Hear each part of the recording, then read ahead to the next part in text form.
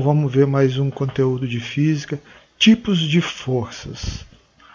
Vamos começar aqui definindo força. A gente já fez essa definição, mas vamos definir novamente, né? O que seria força? Qualquer agente capaz de produzir num corpo uma aceleração ou uma deformação. Quando a gente fala de aceleração, é a questão da variação da velocidade, né? Deformação, acho que o nome já diz tudo, né? Deformação. A gente vai ver um exemplo aqui que a gente vai entender melhor isso depois. Então, existem dois tipos de força, né? Força de contato e força de campo. Olha bem, força de contato, o nome já diz, olha. Para que o carro deformasse, que aí é o exemplo da deformação, né?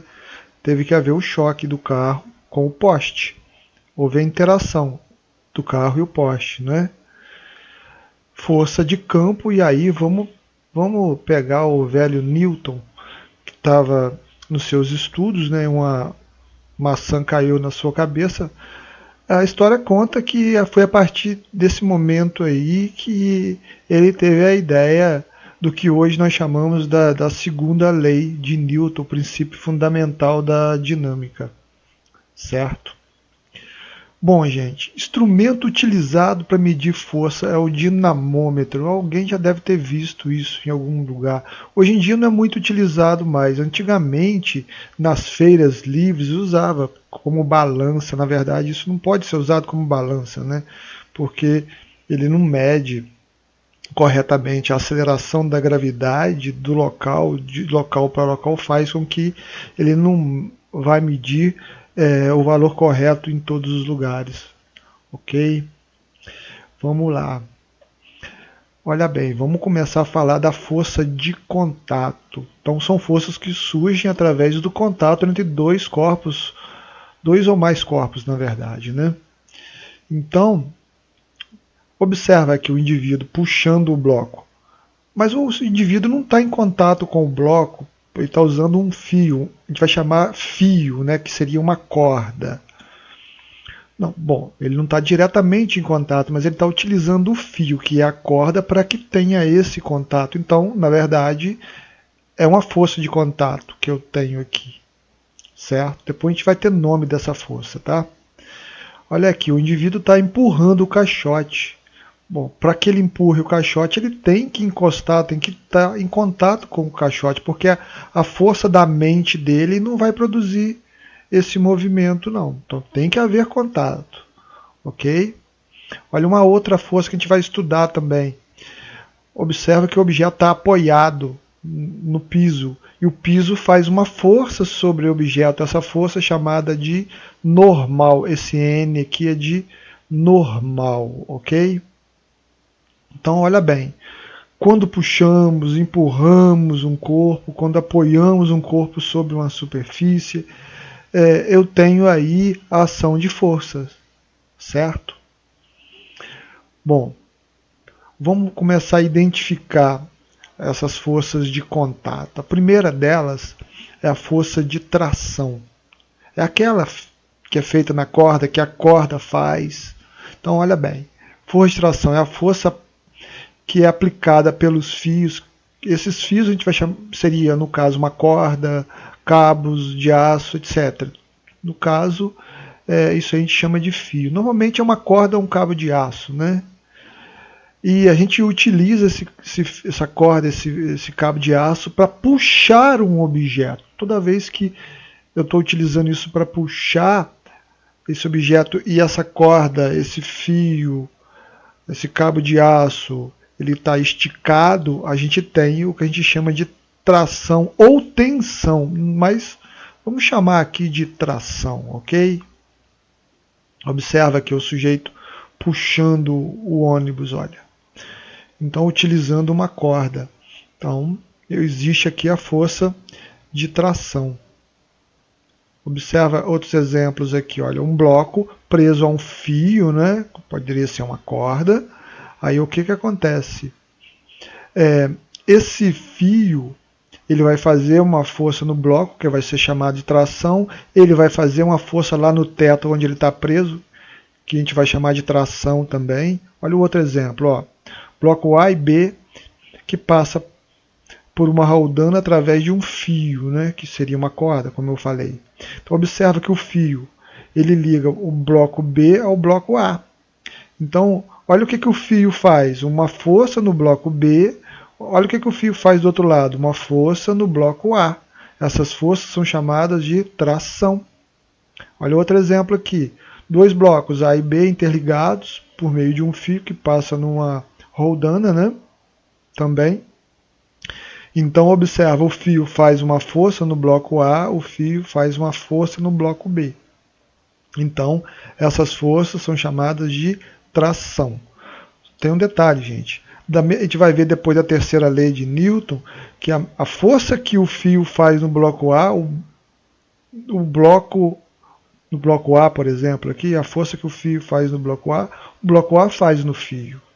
A força que o fio faz no bloco B, o bloco B também faz no fio. E essas forças, todas elas são chamadas de tração. Mas isso a gente vai ver numa outra oportunidade quando a gente for ver a terceira lei de Newton. Certo? Bom, um fio transmissor de força é considerado ideal. Olha esse termo ideal. Quando você ouvir isso, significa que ele é inextensível, flexível e de massa desprezível, né? Chega até a rimar, né?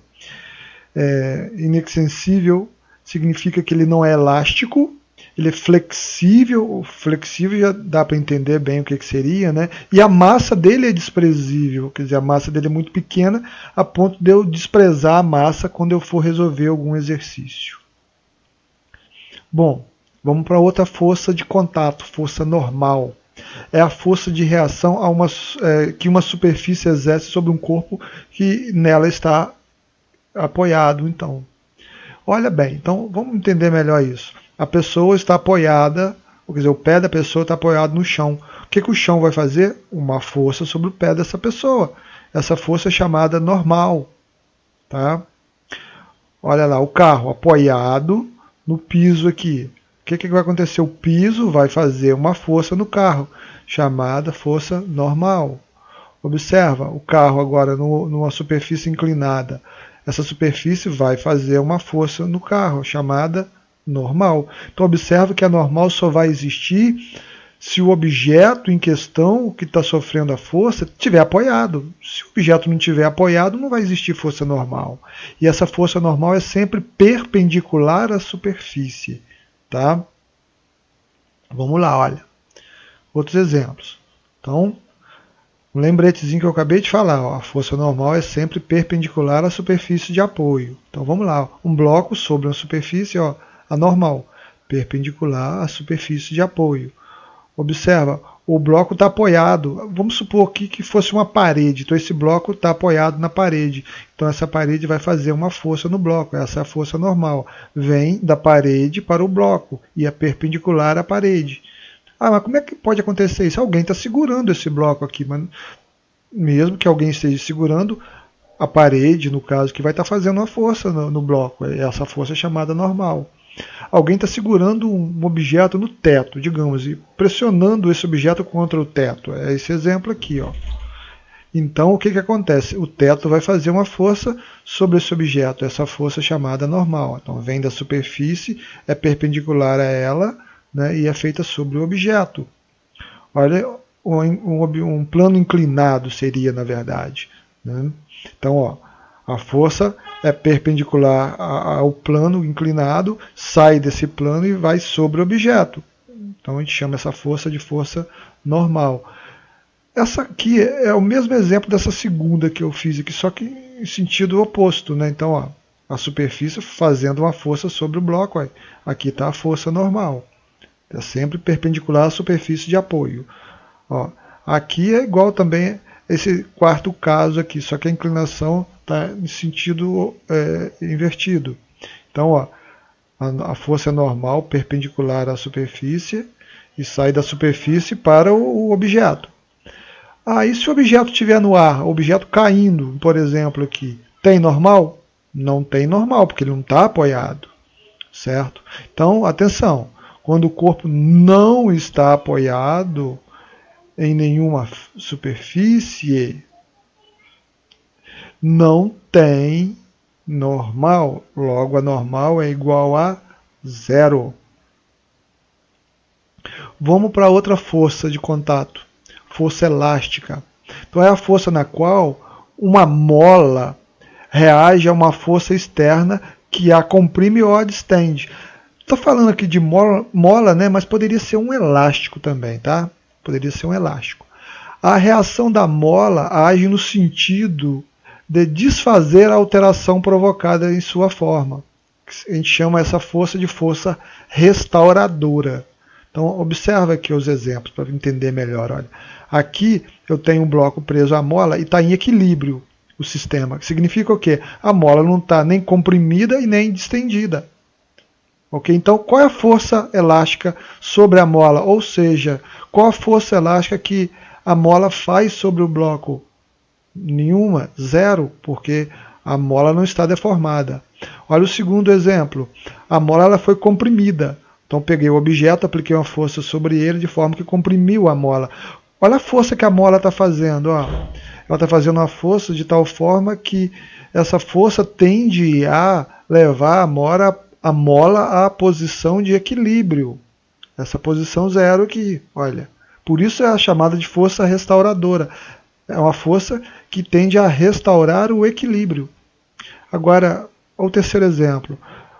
O objeto está preso à mola e eu peguei e puxei o objeto para a direita. Então a mola foi deformada de forma que o comprimento dela aumentou, ela foi distendida, foi alongada.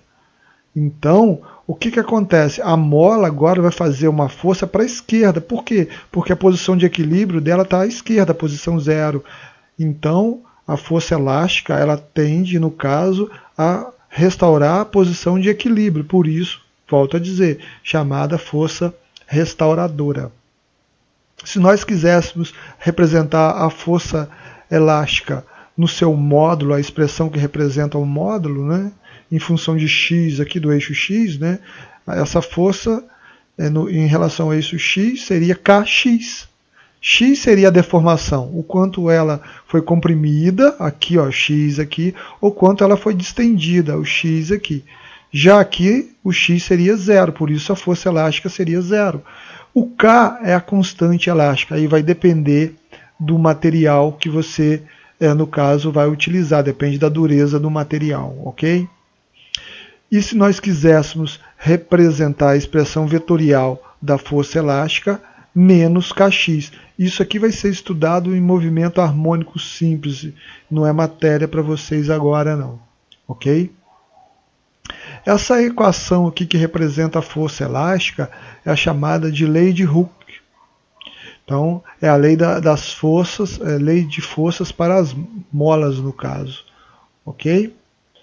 Vamos agora para o outro tipo de força que existe. A gente viu a força de contato, né? Agora vamos ver a força de campo. No caso aqui, a gente vai ver uma força específica de campo, que é a força gravitacional, que comumente a gente chama de peso. É óbvio que não existe só essa força de campo. Existe a força elétrica, a força magnética, certo? Mas não é objeto de nosso estudo no momento. No momento a gente vai falar da força peso, da força gravitacional. Então, falando da força peso, e aí falando da força peso no nosso planeta Terra, que isso aí o que vai ser dito aqui para o nosso planeta Terra vale para qualquer astro, para a Lua, para Marte, para Júpiter, para o Sol, sei lá, para qualquer astro que você queira, no caso, definir o que seria peso, o que a gente vai definir aqui vale também. Então, olha bem. Todos nós estamos presos ao chão, no caso do nosso planeta, por causa da existência de uma força de atração do campo gravitacional da Terra que nos puxa na vertical, em direção ao centro da Terra, para baixo, no caso, né, em relação ao centro da Terra, tá? Com a aceleração que a gente chama de aceleração gravitacional. Mas se a pessoa estiver num polo, por exemplo, no polo norte e polo sul, a pessoa de cabeça para baixo, não. A força, na verdade, é para o centro da Terra. Tá? Por isso que a pessoa não vai cair ali, é o que segura a pessoa no nosso planeta, na verdade, e todos os objetos que estão nele, no planeta Terra, no caso. Bom, então o peso é uma força de campo, né, como a gente viu. Então tá aqui, ó. uma pessoa no planeta e está aqui a força sempre voltada para o centro da Terra. Se a pessoa estivesse aqui embaixo, do lado de baixo, seria para cima que a força, sempre voltada para o centro. Se estivesse do lado direito aqui, seria para o centro. Do lado esquerdo, a mesma coisa. Quer dizer, a força era sempre para o centro da Terra, ok? Então, olha lá o Newton novamente, a maçã caindo na cabeça dele aí. Por que essa maçã cai? Por conta da força da gravidade, ok? Bom, e a expressão que vai determinar essa força da gravidade no primeiro momento vai ser m vezes g. Peso, no caso, é igual a m vezes g. Eu estou falando no primeiro momento porque quando a gente for estudar gravitação universal, a gente vai ver que existe uma outra fórmulazinha que no final é a mesma coisa. Ela é um pouco modificada, vocês vão ver, mas é a mesma coisa. Ok? Inclusive a gente já calculou a força peso lá na força resultante, tá? Que a gente viu anteriormente aí, ok? Bom, vamos no caso aqui identificar um detalhezinho aqui, ó. Então a força de campo, a força peso, no caso aqui, sempre é vertical para baixo em relação à Terra. Para baixo, entenda-se que para o centro da Terra, ok? Bom, vamos a alguns exemplos aqui, olha. O peso sobre o bloco. Então observa aqui, ó, o referencial, o piso, então na vertical para baixo. Ó, o peso, ó, o objeto apoiado, no caso, na parede, o peso para baixo. Observa, não importa a posição do objeto, se ele está apoiado ou se não está, o peso sempre é na vertical para baixo. Vertical para baixo porque o referencial está aqui embaixo, ó, o plano horizontal, que é o referencial para eu dizer que o peso é sempre voltado, né, perpendicularmente a esse referencial, voltado para ele. Referencial, ó. Por isso, ó, peso, ó, olha aqui, ó, sempre perpendicular ao referencial, indo em direção a ele, olha. Não importa qual a situação, ó, sempre, ó, perpendicular para baixo, indo em direção ao centro da Terra, para baixo. O objeto está caindo, como é que é o peso? Mesma coisa, certo? Agora, gente, não vão confundir peso e normal, tá? Quando a gente for ver ação e reação, a terceira lei de Newton, é muito comum ter essa confusão, ok? Mas quando chegar lá a gente vai ver detalhadamente isso aí, ok? Bom, então acabou nossa aula. Fique com Deus, até mais para vocês.